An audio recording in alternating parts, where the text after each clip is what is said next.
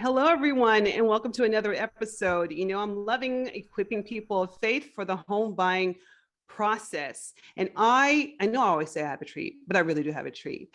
It's one thing to do, life and do things kind of on your own, right? But I think it's so much funner when you have friends. And you know how I always bring on industry friends. And I think the industry friends that I have today, they will be a great addition to the show today and probably for some future shows too. So keep your eyes peeled, or actually your ears or your eyes peeled for what I would have next for faith and home buying, because I think there's some voices and in the industry of finance and in the industries of buying and selling, even in the Sacramento area and surrounding, that are very, very needed during this time. And they bring voices of hope, voices of just love, compassion, and just honestly full on, the faith to believe that all things are possible, especially in the realm of homeownership. So I would like to introduce some of my industry friends. Some you've heard before. First and foremost, Audrey Hutton from Hutton Mortgage Team. She's been on here quite a bit with me, and we've been giving some great practical advice on the lending front. Audrey, say hello. Hey everybody, it's always amazing to be back, and I'm truly honored because I love the speakers that Tamika brings on. I always listen to her show, and so she's always bringing great content. So I'm always happy to contribute. Really, really grateful to be here. Absolutely. And thank you for being here. And then also we have Leah Barraza. She's doing amazing things in Sacramento area as an agent out there.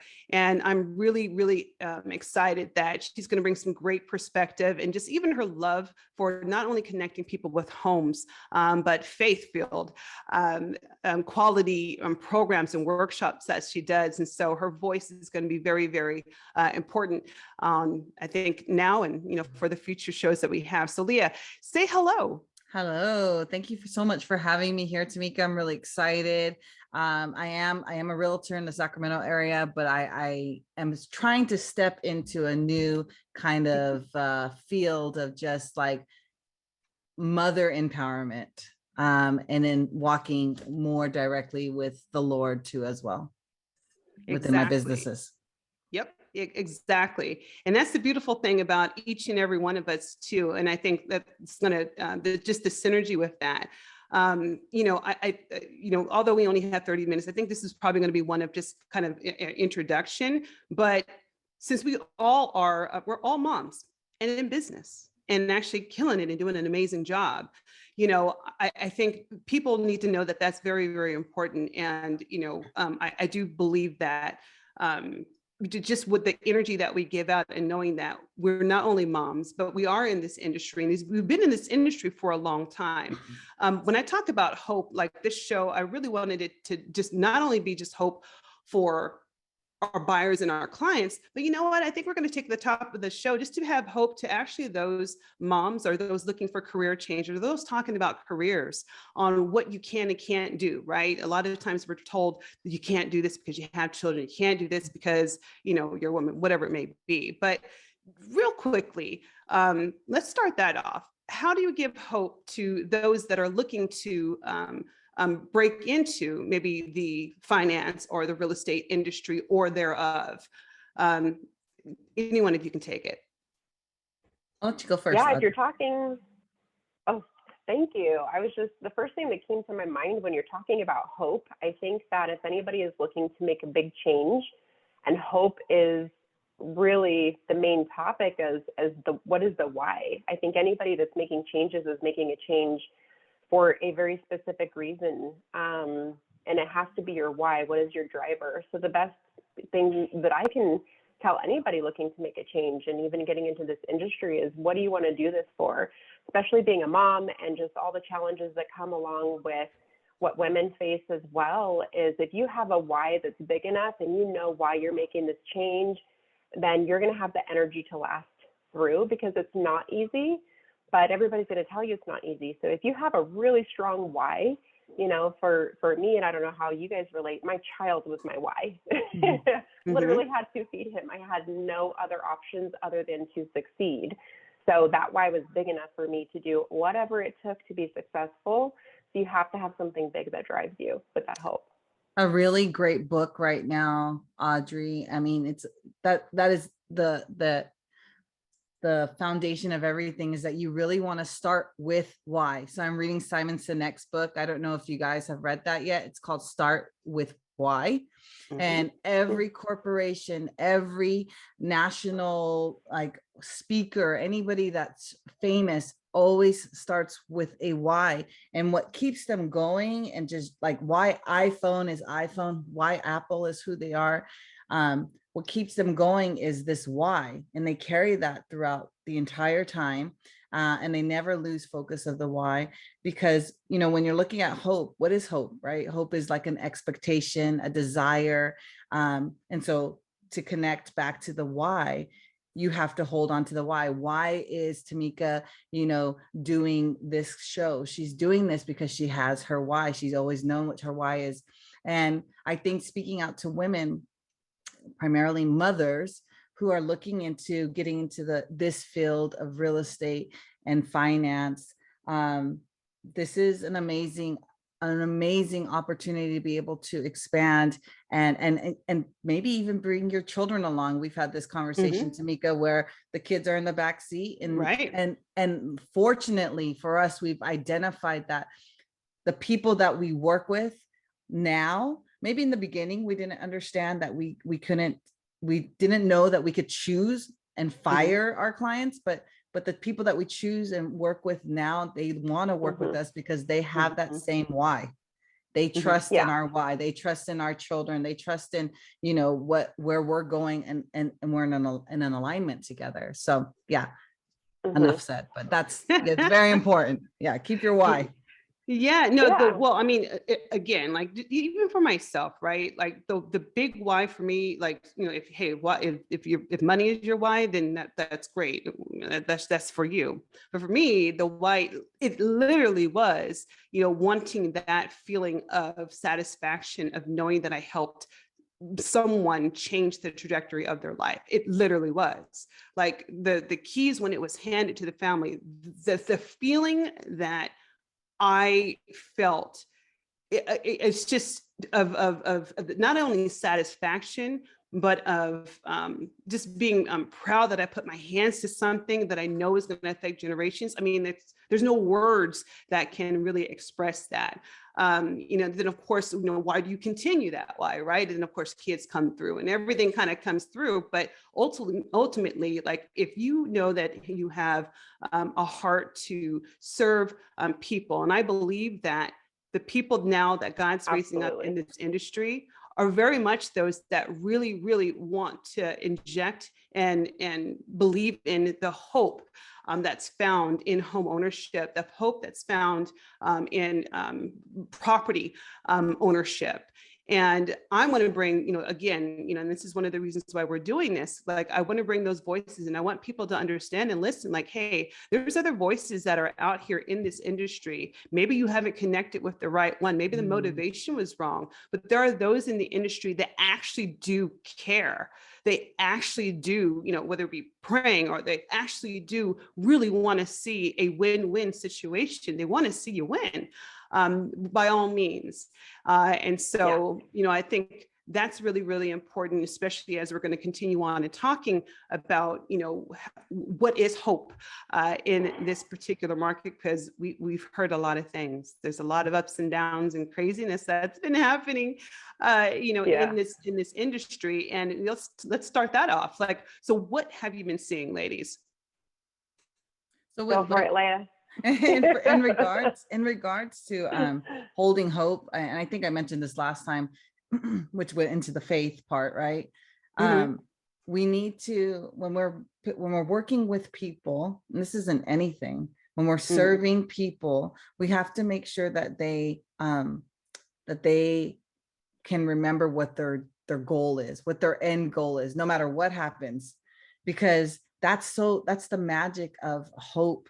Is that, you know, what Dr. Martin Luther King said it so wisely. Dr. Martin Luther King Jr. said it so wisely, which was, what was it? We must accept finite disappointment, but never lose infinite hope.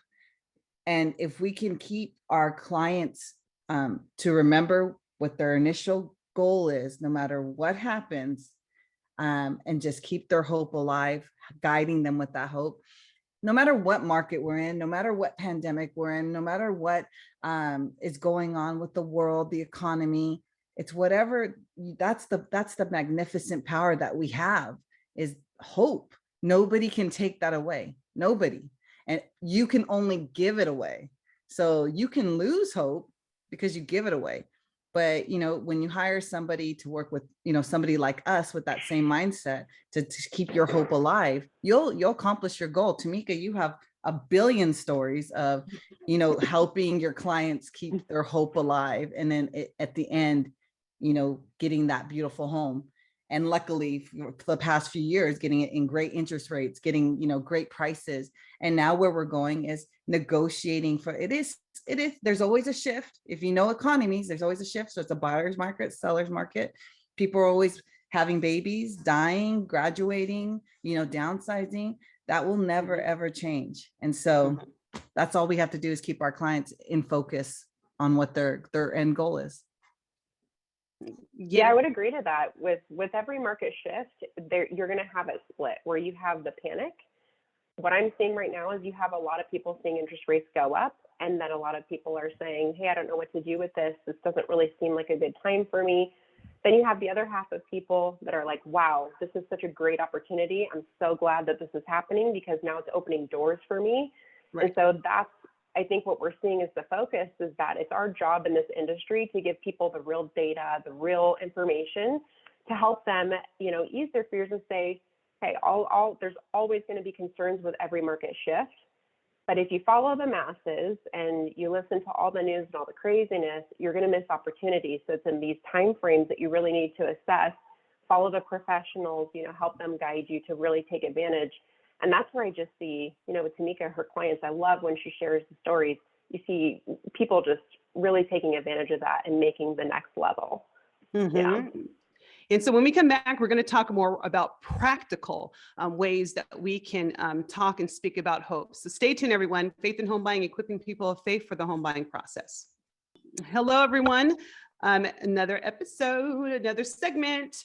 At the top, we were talking about just kind of hope. Like if there's someone interested in our industry, what is your why? Kind of letting everyone know that we not only just us three, but there are agents out there that actually care. And this is one of the reasons why I think I'm going to continue to do this throughout the weeks, just so that we can talk about as other industry friends and talk about different things that are happening in the market so you can get all types of perspective, but to open up your eyes to know that there are people that are for you, that are out there in this industry, whether it be lending, whether it be buying and selling, and then especially even in workshops and empowerment, we have all of it. So at the top, you already know how to reach me, 408-561-7922. But real quick, Leah, how do people reach you, especially over in that Sacramento area? Definitely just give me a call, 916-879-4435, or shoot me a text. Excellent. And then Audrey Hutton? Yeah, 408-426-8755, or just Google us, Hutton Mortgage Team. Exactly.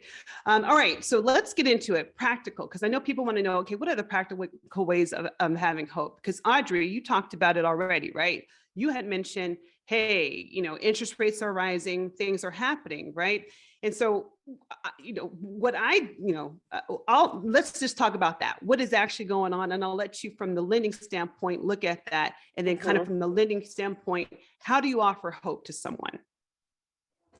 Yeah, I think hope can be really derived from the bigger picture, right? If you're only just looking at what's happening today or tomorrow, you're always going to have a limited view. So what's happening in the industry right now for lending is obviously you have rates that are doubling, right? Mm-hmm. So that in itself makes people just think, when you hear that, even when I say that, that sounds scary, right? So I think the first thing is kind of separating the practical from emotional. That will really help give you hope.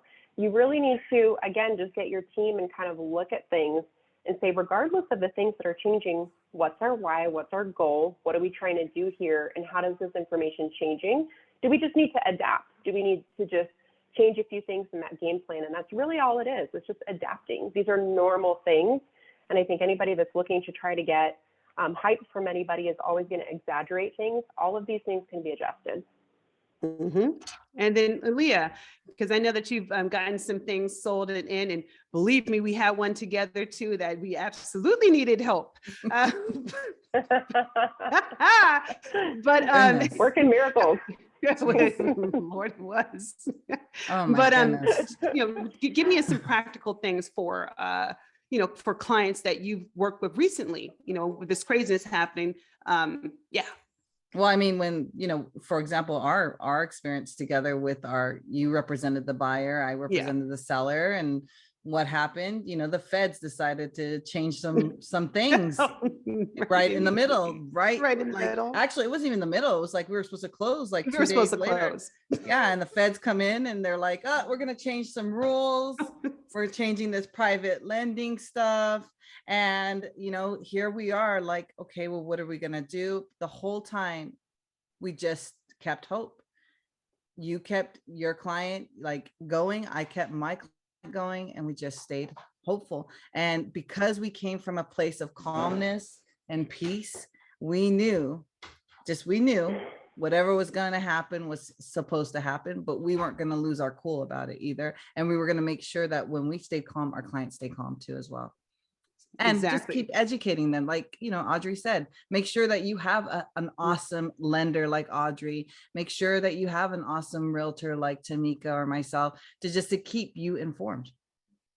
Exactly. And so, I mean, that's, again, one practical part is, number one, the team that you have with you. Who's speaking in your ear? As Audrey said, what are you listening to? Are you listening to the other people out there that are just like, oh, woe is me? Or are you listening to people or in the room with those that actually have the faith to move mountains? Because that's extremely important.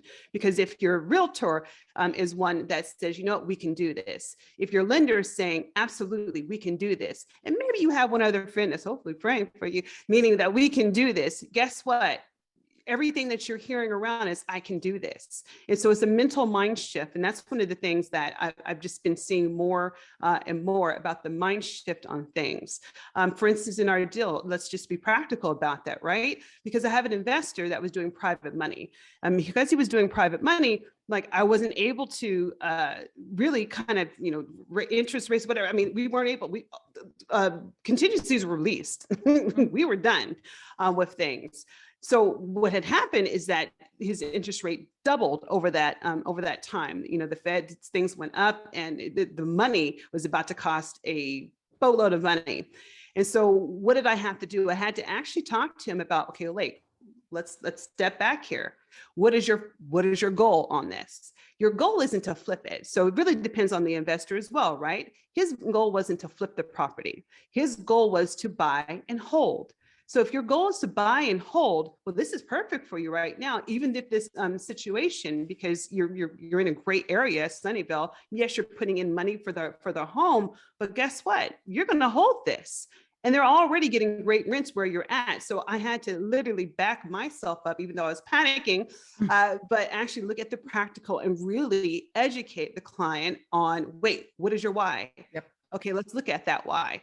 But this is why we need to continue to go forward. So I think that's very, very important, even as an agent and even you going out there, because things might switch up on you if you don't lock your rate, especially for even new construction. It may switch up on you. So what does that mean? That means that either A, I need to look down and lock your rate, because if you're hearing this and you're still floating, you probably should lock your rates. Yes. Or yes. look at different alternatives, right? And Audrey, I want to talk to you about that. So different alternatives. What have you seen people? I know what my clients kind of are doing versus your regular conventional, right? So what are some other options that you can do practically on the loan front with higher rising interest rates? Yeah, I think that the biggest thing that I'm seeing right now is if you go to every bank, you're going to get a different answer. So what people need to understand is that you have the government guidelines and the baseline of rates, and then you have each bank that has their own rules on top of that. what I see when I dig in there most of the time is you have people that were qualified before. Let's just give an example at 38% or 43% debt to income ratio, and that's that bank's maximum. So when you have rates that increase substantially and that bank is saying, nope, you're maxed out, we can go in there and reanalyze and make sure that they get up to 50, 55% debt to income ratio. So they're actually able to roughly buy about the same thing that they were before, with making a few adjustments. And when I say that, the qualification is always the number one goal, to make sure that the client's comfortable. We're not talking about anything that's not affordable by bringing that debt to income ratio up. Most people are completely comfortable at 50 to 55%. And the funny thing is little adjustments, we're also helping with budget. If some people cut out DoorDash for a few frivolous things, you can buy a house. So it's amazing, just kind of looking for those practical things is completely doable. And of course, we have a slew of programs that'll help solve those issues. Yeah. Right. Right. Again, exactly. it comes to, I mean, listen to Audrey, you have to be creative if you're going to be in this industry. You have to be. There's no way that you can just be like, oh, okay, well, I took the real estate exam, or I got my lending license, and let me just see what this guy's over here. You have to like constantly be recreating. I tell everybody, do you play chess? Well, you should, because that's how you're going to learn how to be 3 steps ahead of what your opponents are doing. And you'll just know what to do when the things pop up, because things will pop up always. Right. So good point on that DoorDash, Audrey. Good point on the DoorDash. Yeah, well, most right. people, they don't know how to budget, you know, and that's the number one thing that I see is that this is the downside. When people just apply online, you know, it's become a very online industry, even for realtors and for lenders. The number one thing people need to understand is when you're dealing with your finances, it can't just be a button push. You have to have somebody that's going to go in. Every individual person's finances are completely different and the goals are different. So sometimes we'll dig in there and we'll spend hours going over this with the client to show them, here's what you need to do to afford a house. Do you want to blow your money on this, or do you want to build hundreds of thousands of equity over a few years in a house? Generational wealth. Everybody chooses the house. Right. Exactly. Exactly. But see, and that's the very thing, like when you, and again, how do you switch mindset? A lot of times truth, right? A lot of times it's truth. When truth actually hits you on where your money is being spent, when truth actually hits you on, you know what, that's probably a lifestyle change. And I actually could actually do this. Truth, when it hits you, wow, I am paying over $3,000 for a rent. I probably can't afford a little bit of a mortgage, you know, or truth. Absolutely. I have 2 incomes in my household. Maybe I can afford to finally step out and try my hand at, you know, maybe a condo first, and then kind of update myself. Truth. No, I don't need my dream home first. Most people don't get their dream home first home purchase, right? Let's just be practical. Get your foot in the door. Let's just get you just some keys. How about that? Right. A lot of what I see is sometimes it's self-sabotage too, because let's be real, buying a house is emotional. And a lot of people don't want to do the application process because then they know they might actually be told that they can do it. And I think that's the biggest step is, look, let's just have a conversation. What you do with that after the fact, it's okay. But like you said, you know, Leah, generational wealth, a lot of these people have never had home ownership in their families. It's scary to be the first one, right? It's scary to be able to say like, hey, we're doing this. And I know nobody's done it before in our family, kind of like the first kid that goes to college. But I think just taking that first step, being brave, it is being brave. And it's vulnerable to let somebody look at your finances, have somebody take you around and show you a dream. It's a dream. And people need to understand that it's self-consciously, you are worthy. You are worthy of buying a home. Good job. You're worthy of changing your life. And yes, you are. You can change. Yes. Yeah, no, well, remember, we had that wonderful discussion, and she loves us till this day. Won't name any names. She knows if she's listening to, but it's exactly what we had to tell her. You know what? To this day, she's I know who you're so talking thankful. about. Yep, she's absolutely thankful because she was one of the first ones in her family, because what she had seen in order for home ownership, and she freaked the heck out when it got down to the wire. Was excited, but then freaked out. You know, but you know, again, pushing through fear, doing it even though I'm scared. You know, remembering your why. Oh, 100. And that was one of the reasons why too. She knew that this would not only affect her generation, a generational line, but it would also affect those that were around her in her community, for them to actually see it and actually believe it, you know. Well, we are just about almost, out of time though, man. 30 minutes goes really, really quickly, but that's okay. We will be back.